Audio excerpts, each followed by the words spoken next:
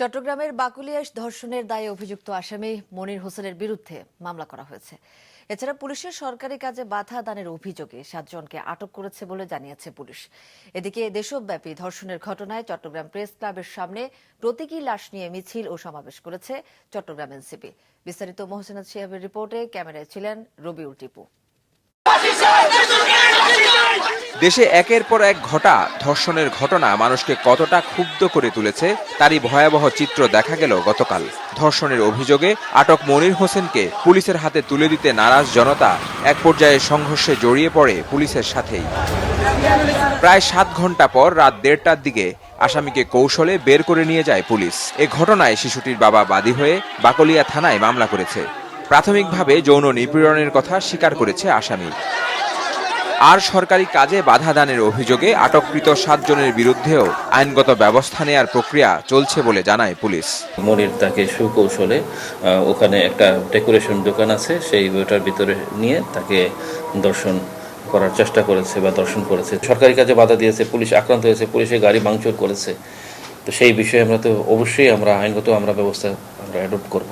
এই বিষয়ে কোনো মহলকে আমরা বিন্দু পরিমাণ আমরা ছাড় দেব না। চট্টগ্রাম মেডিকেল কলেজ হাসপাতালে ভিকটিম শিশু দেখতে গিয়ে চট্টগ্রাম জেলা প্রশাসক বলেন, শিশুটি এখন সুস্থ আছে।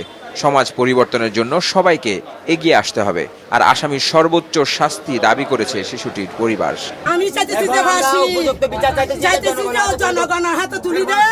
সমাজের শুধুমাত্র একটি ব্যক্তি বা একটি বাহিনী বা একটি প্রতিষ্ঠানের পক্ষে এই সামাজিক পরিবর্তন ঘটানো কোনোভাবেই সম্ভব নয়। যদি আমরা প্রত্যেকেই আমাদের স্ব অবস্থান থেকে, আমাদের দায়িত্বের জায়গা থেকে আমরা যদি আমাদের কর্তব্যগুলো পালন না করি, আমাদের দায়িত্বগুলো পালন না করি। এদিকে সারা দেশে ধর্ষণের প্রতিবাদে প্রতীকী লাশ নিয়ে মিছিল করেছে চট্টগ্রাম এনসিপি। জুমার নামাজের পর শহরের আন্দরকিল্লা থেকে শুরু হয়ে প্রেস ক্লাবে এসে শেষ হয় তাদের মিছিল। বিএনপির আমলে আমরা আধুনিক যুগে নয়, আমরা একটা আইএমএ জাহেলিয়ার যুগে বসবাস করছি। তারা সম্পূর্ণভাবে জনগণের নিরাপত্তা দিতে ব্যর্থ। নিজের ছেলে মেয়েদের যখন আপনারা বিদেশে পাঠিয়ে দেন, তখন আপনারা মনে করেন খুব নিরাপদ, কিন্তু এই ভাবনা ভাবলে আপনারা ভুল করবেন। সিস্টেম যতদিন আপনারা ঠিক করতে পারবেন না, আপনার ওই মেয়ে একদিন দেশে আসলে সেও দর্শন হবে।